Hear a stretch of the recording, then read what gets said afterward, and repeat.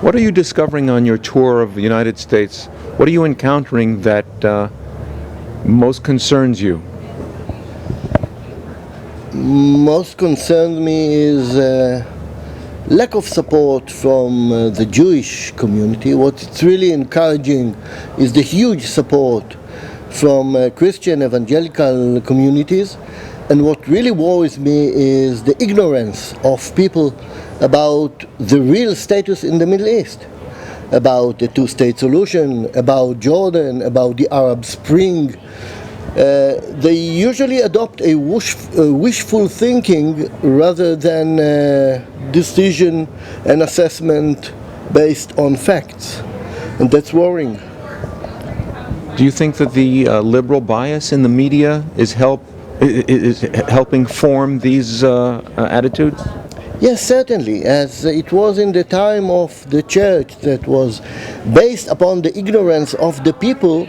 The liberalism today is to a great extent based upon the fact that most of the people are fed by very superficial sound bites in television, do not read thoroughly, do not understand the real historical or religious or social background of changes in the world. They are fed by a very, very low-calorie diet of ideas, and I believe that the left of today uses the same tools that the Catholic Church used 1,000 years ago to be able to rule the people based on their ignorance. Do you think there's a conscious agenda on the part of the liberal journalists to do this? No, but I think they enjoy it. They enjoy that being based on the people only position about the Middle East is, okay, we all support the two-state solution, and even the Prime Minister of Israel support it. Nobody really gets into the depth of it. So the left will take advantage of it to say, they are against the two-state solution. He is undermining the two-state solution instead of questioning what is the solution, what is the real motivation of the conflict, the fact that we do not have a territorial conflict in the Middle East that a two-state solution could solve.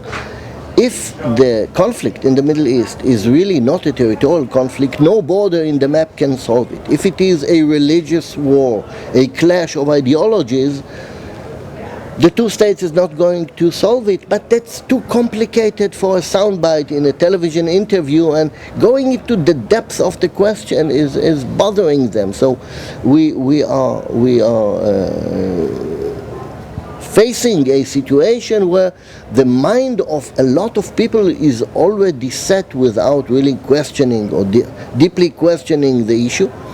So we have to go to the decision maker and their staff and try to educate them and try to teach them to understand their frustration. Because I try to speak to American congressmen and senators and tell them, it's true you are frustrated because of the situation in the Middle East, but why don't you ask yourself why you are frustrated? Why the recipe that you keep recommending, the division of the land, is not working?